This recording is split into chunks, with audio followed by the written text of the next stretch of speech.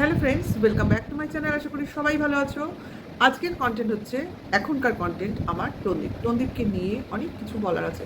আজকের টন্দীপের ব্লগিং ঝড় কন্টেন্ট, তা ঝড় কত প্রকার একটা রচনা করে দেওয়া যায়। কারণ একটা তো ঝড় টন্দীপ দেখতে চলেছে না, এই নিয়ে সেকেন্ড ঝড় আসতে চলেছে, মানে প্রাকৃতিক। আর জীবনের ঝড় তো অনেক দিন আগেই উঠেছে, সেই ঝড়েও অনেক মোকাবিলা, অনেক পাল্টা আক্রমণ এসব তো চলছিলই। কাজেই ঝড়ের আর শেষ নেই টন্দীপের লাইফে। তার জন্য যে ঝড়, যে রুমেলা নিয়ে আমরা এত বেশি উদ্গ্রীব, এত বেশি উৎকণ্ঠায় ভুগছি, এত বেশি ভীত সন্ত্রস্ত হয়ে রয়েছি যে কার কী ক্ষতি হয় না জানি কি হয়, নিউজ চ্যানেলের দিকে চোখ দিয়ে রয়েছি, এইসব। সেখানে টন্দীপ শুধুই প্রকৃতি দেখছে আর অবজার্ভ করছে, কখন আসে, কিভাবে আসে, কী রূপে আসে, যেন সব জিনিসটাই ওয়াচ করছে, তাই না? ঝড় এত ঝেলতে আজকের এই ঝড় আর টন্দীপের লাইফে সেরম একটা কোনো মানে রাখে না, আর কি। কারণ তাই দরজা খুলে, জানলা খুলে, প্রকৃতির কোলে শুধুই দেখতে চাইছে ঝড়টা আসবে কিভাবে, এসে কী বা কী করতে পারে, আর কী বা তাণ্ডব করতে পারে, তার ফলে কী কাণ্ড হয়, এইগুলো জানার খুব মানে উৎকণ্ঠায় রয়েছে। যে ঝড় আসবে সেই ভয়টা নেই, কিন্তু তারপরে কি হবে এইটা জানতে ওর খুব আগ্রহ। বোঝাই গেল টোটাল ব্লগিং জুড়ে এই তো ছিল। একটা ঝড় মানে শেষ হতে পারলো না, আরেকটা ঝড় চলে এলো। একটা ঝড়ে একটা গাছ তো ভেঙে গেছে, এবার না জানি কি হয়, মানে আর কত ক্ষয়ক্ষতি হয়, তাই না? তা প্রধান যেটা সমস্যা বলে আমার মনে হলো টন্দীপের, আমের সমস্যা। এই বছর নাকি আম বাজারে পাওয়া যাবে না। কারণ হ্যাঁ, সেটা তো আমরা বুঝতেই পারছি, যেভাবে ঝড় বৃষ্টি দু একবার হয়েছে, তাতে যে সময় আম গাছে থাকার কথা, পাকার কথা, সেই সময়ই সব কুশিগুলো পড়ে গেছে, নষ্ট হয়েছে। তাতে যারা আমের বিক্রেতা বা আমের চাষ করেন, যারা আম গাছ আছে, যাদের বিশেষ করে আম বাগান আছে, তাদের তো প্রচুর ক্ষয়ক্ষতি হচ্ছে, হবে। এবং অবশ্য করে টন্দীপ যখন বলেছে, হ্যাঁ, কিছুদিন আগে ওর ব্লগিংয়ে একটা আম বাগানও আমরা দেখে এলাম। কাজেই ওদের কাছে আম আছে, কিন্তু সেটা খুবই কম বা ছোট আকারের, যেগুলো কিনা ওরা খাবার আগেই পাখিতে খেয়ে নিচ্ছে, খুবই মনোকষ্টে ভুগছে। বাদর, পাখি, এইভাবে যদি ওদের ফলনগুলো আগে থেকেই খেয়ে যায়, তাহলে ওরা কি খাবে, তাই না?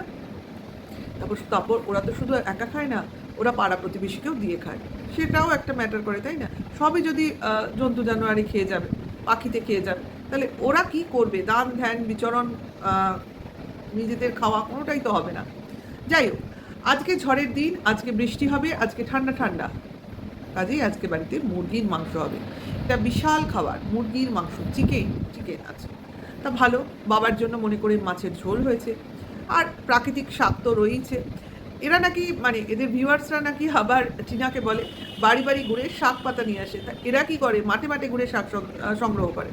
পাশে সেভাবে বাড়ি নেই, নিজেদের আত্মীয় স্বজন নেই, তাই এরা বাড়ি আর যায় না, মাঠে ঘাটে ঘুরে। হ্যাঁ, তাহলে একই তো ব্যাপার, গ্রামে গঞ্জে এটাই হয়।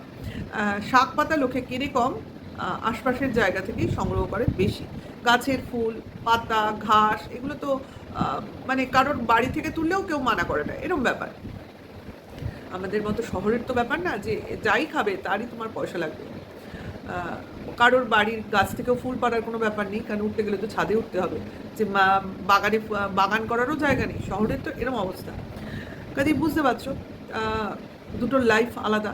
কাজে গ্রামের লাইফ দুজনের একই হবে, এটাই স্বাভাবিক। আর এরা যে পুরোটাই আত্মকেন্দ্রিক, নিজেদের ঘরের মধ্যেই থাকতে ভালোবাসে।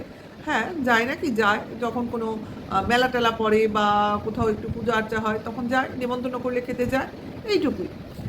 অন্য লোকদের ডেকে নিজেদের বাড়িতে খাওয়ানো, এগুলো তো এদের চর্চার মধ্যেই পড়ে না। হ্যাঁ, মাঝে মাঝে ওই এক বুড়ি ঠাকুমা আসে, সে তো দেখতে পাই, কিন্তু ক্যামেরায় যেটুকু দেখায় তার থেকে বেশি মনে হয় উনি ওদের বাড়িতে এসে হাতে হাতে কিছু না কিছু করে দেন, তার বদলে উনি দুটো খেতে পান, এটা আমরা জানি। এবং উনি নিরামিষ খান, সেটাও আমরা জানি। যেমন আজকে দেখাচ্ছিল বসে বসে মায়ের সঙ্গে বসে শাক চাড়াচ্ছিল, এরকম অনেক বড়ি দিয়েছিল যখন, তখনও ওনাকে দেখেছিলাম। কাজে এরা কিন্তু শুধু এসে গল্প করে না, এদের হাতে হাতে কাজও করে, ঠিক আছে? তাহলে যাই হোক, ঝড় আসছে সকাল থেকে, হাওয়া দিয়ে ঝড়ের পূর্বাভাস জানাচ্ছে। তার মানে বোঝাতে চাইছে আমি আসছি, এবার তুমি সাবধান হও।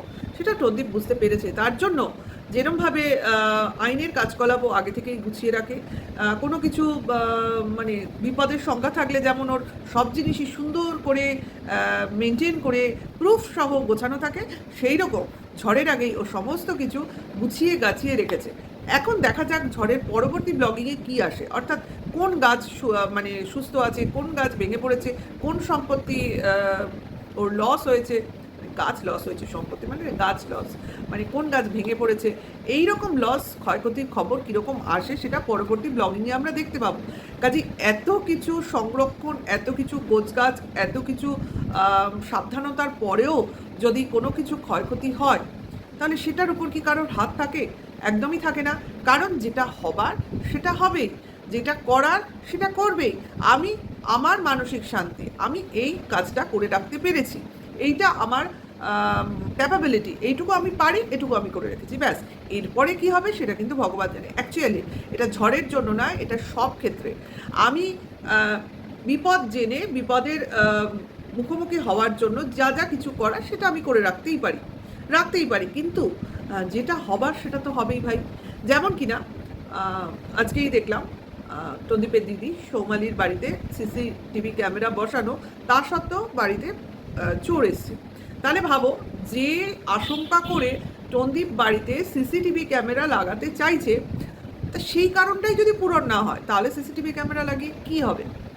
আজকে আমি লাগালাম, কিন্তু যে আশঙ্কায় লাগালাম সেই ঘটনাটাই আমার ঘটলো, তাহলে আমার ওই ক্যামেরা নিয়ে কি হবে? হ্যাঁ, আমার লাগাতে খরচ হবে, আমার মনে সান্ত্বনা থাকবে যে আমি লাগিয়েছি, যাই হোক, অন্তত ওই ক্যামেরা দেখে কোনো চোর, কোনো দুষ্টু লোক আমার বাড়িতে ঢুকবে না। তাও কি সম্ভব?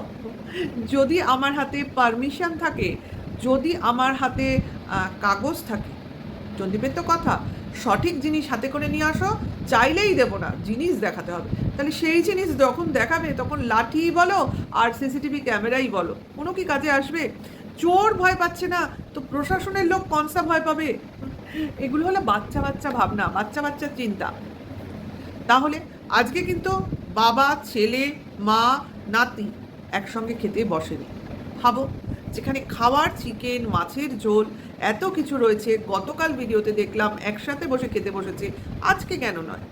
আজকে কিসের জন্য আবার আলাদা হয়ে গেল? তার মানে এরা ব্লগিংয়ের খাতিরেই সব কিছু করে। আমরা তো জানি, দেখো, আমরা বাড়িতে যে সিস্টেমে চলি যে একসাথে খাবো, বা একসাথে সকালের ব্রেকফাস্টটা করব, খাওয়ার যা জিনিসটা একসাথে করার চেষ্টা করি। এখন কাজ যার যার সময় যে যে করে নেবে, খাওয়া শোয়াটা টাইমলি হয়, একসাথে হয়। তাহলে সেইটা যদি যে যার মতো, যে সে তার মতো করে, তাহলে আর সেই বাড়িতে ডিসিপ্লিন বলে কি ব্যাপারটা আছে, তাই না? বাবা, এই তো 4টে লোক, তাও এরা একসাথে বসে খেতে পারে না, যে যার টাইমে খেয়ে চলে যায়। এমন নয় যে সবাই চাকরি করে, চাকরির জন্য সকালে বেরিয়ে যেতে হচ্ছে, রাতে ফিরতে হচ্ছে, বাড়িতেই থাকে, তবু এদের ডিসিপ্লিনের অভাব, একসাথে বসে খাবে না। এইখানেই তুলনা হচ্ছে টিনার ফ্যামিলির সঙ্গে সন্দীপের ফ্যামিলি। ওরা কিন্তু ব্লগিংয়ের ক্ষেত্রে খাওয়াটা দেখায় না, বা একসাথে খাওয়াটা দেখায় না, ওরা কিন্তু ন্যাচারালি খায়, ন্যাচারালি একসাথে খায়, বা যেটা করে ন্যাচারালি দেখায়। অর্থাৎ হাতে ক্যামেরা আছে, এই জিনিসটা হচ্ছে, আমি দেখিয়ে দিলাম, এমন নয় আমার হাতে ক্যামেরা আছে, তুমি এই জিনিসটা করো, মানে সিনেম্যাটিক ব্যাপারটা নেই, ব্লগিংয়ের খাতিরে করে না, যেটা ন্যাচারাল, যেটা নর্মাল সেটা দেখায়। তাই জন্যই লোকের চক্ষু ঠাটায় যে কী আছে দেখার, কী আছে করার। আর এর ফ্যামিলি হচ্ছে আমি এই জিনিসটা আজকে ব্লগিংয়ে দেখাবো, এটা কিন্তু ঠিক জিনিস না। ব্লগিংয়ে কী হয়, একটা ডেইলি লাইফে কী হয়, আমার ডেইলি রুটিনটা তো প্রতিদিন সেম থাকবে। যেমন আমরা ম্যান্ডির ক্ষেত্রে বলতাম, সকালে টাইমলি ঘুম থেকে ওঠা, সন্ধেবেলা চান করতে যাওয়া, এইগুলো তো কোনো জিনিসটাই ওর মধ্যে সঠিক জিনিস দেখাতো না। উঠতো 11টায়, সন্ধেবেলায় স্নান করতো, সারা রাত ঘুমাতো না, এই যে অনিয়ম, এটা কি কেউ দেখতে চায়?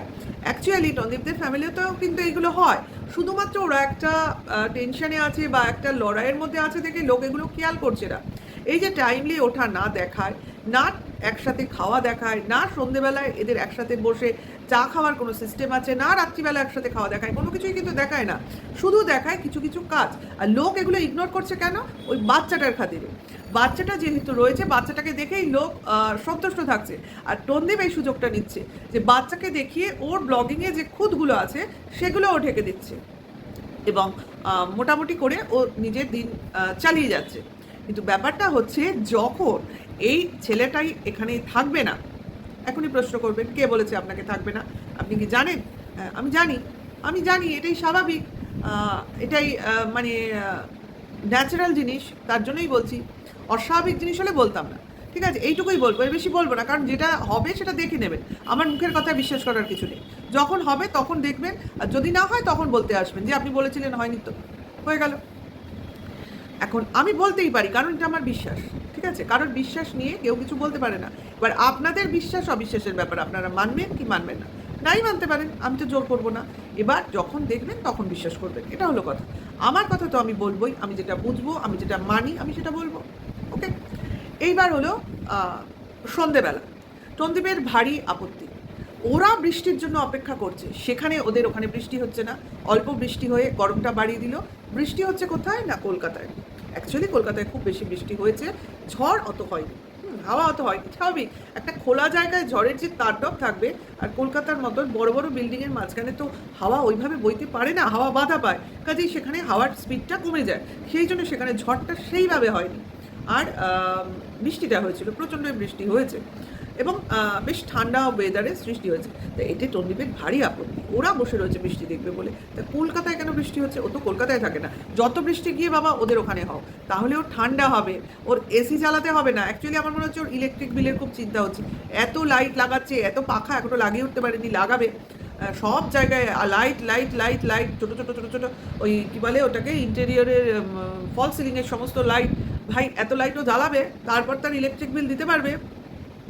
যাই হোক, লাগাচ্ছে দেখছি রোজই, এটা একটা কাজ, রোজই লাইট টেস্ট করে, খারাপ হয় ফেরত দেয়, আবার আনে। যাই হোক, এগুলো হয়তো যারা করে তাদের এটা করতে হয়, আমার ধারণা নেই, হতেই পারে, কারণ পুরো বাড়ি যে কেউ ফল সিলিং, হ্যাঁ ফ্ল্যাটে হয়, বাড়িতে হওয়াটা ভীষণ মানে হেক্টিক ব্যাপার, ওপর নিচ দৌড়াদৌড়ি করে এত খাটনি, অনেক লোক থাকে একরকম, যেখানে একজন দুজন মিলে সমস্ত কাজ দেখতে হয়, সেটা কিন্তু বেশ কঠিন। যাই হোক, ওর ব্লগিংয়ের ক্ষেত্রে ও হাসি মুখে করছে, কারণ এগুলো দেখাচ্ছে, তার বদলে পয়সা পাচ্ছে, সোজা হিসাব। এমন নয় যে আমি ওগুলো শুধুই খরচ করছি, শুধুই দেখাচ্ছি, তার বিনিময়ে আমার কিছু আসছে না, তাহলে টন্দীপ কিন্তু সেখানে মোটেও যাবে না। ওর যেখানে ফায়দা ও সেখানে যাবে, উইদাউট ইন্টারেস্ট, নো ওয়ার্ক।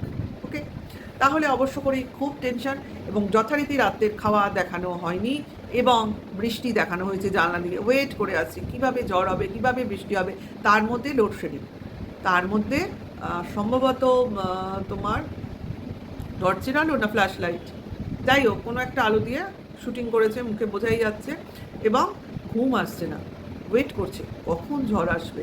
ও কিন্তু ওয়েট করে আছে, অনেক ঝড়ের জন্য ওয়েট করে আছে, মনে শান্তি নেই। বলেছিলাম তোমাকে একদিন, তোমাকে বলে ফেললাম, তোমাদের একদিন, যে ওর কিন্তু ঘুম নেই, ওর মনে শান্তি নেই, ও কিন্তু দু চোখ বন্ধই করতে পারে না, যেটুকু বন্ধ করে শ্রান্তিতে ক্লান্তিতে, বাদবাকি টাইমটা ও কিন্তু খুব চিন্তায় কাটে। হয়তো মনে হয় আমার ভোরের দিকে ঘুমায়, ওই জন্য ভোরের দিকে যখন ব্লগিংটা স্টার্ট করে, ভোরের দিকে মানে যখন আমরা দেখি, তখন থেকে টাইম থেকে চোখ মুখ কিন্তু খুব খোলা থাকে। ঘুম না হলেই মানুষের চোখ মুখের ওই অবস্থা হয়। আর টিনা মনে হয় ওই কথাটা ঠিকই বলেছিল, ওর চোখ মুখ যেরকম খোলাখুলি দেখি, আমার তো ওই ধরনের একটুখানি সন্দেহ হয়। যাই হোক, ঝড়ের পূর্বাভাস সমস্তই টন্ডিপ বুঝতে পারছে, তার ফলাফলটাও ভেবে ওর অন্তরাত্মা কেঁপে কেঁপে উঠছে। কি ফলাফল হতে চলেছে, এত টেকনিক্যালি সমস্ত তৈরি করে রাখার পরেও এত ভয় কিসের ভাই, এত লসের ভয় কিসের? প্রাকৃতিকের ওপর তো কারোর হাত নেই, হ্যাঁ যেটা তুমি করেছো সেটা তোমার হাত আছে, সেই লসটুকু তুমি ইচ্ছা করলেই এড়িয়ে যেতে পারতে, কিন্তু তুমি করনি, অতিরিক্ত লোভের আশায়, অতিরিক্ত লাভের আশায়। বলে না যে লোভে পাপ, পাপে মৃত্যু, অতিরিক্ত লোভ কোনো জিনিসে করা ভালো না, তাহলে তার ফল তো ভুগতেই হবে। ভিডিওটা এখানেই শেষ করছি, ভালো লাগলে লাইক কমেন্ট শেয়ার করো, আর অবশ্য করেই নেক্সট ভিডিও ওয়েট করো। Tata, by.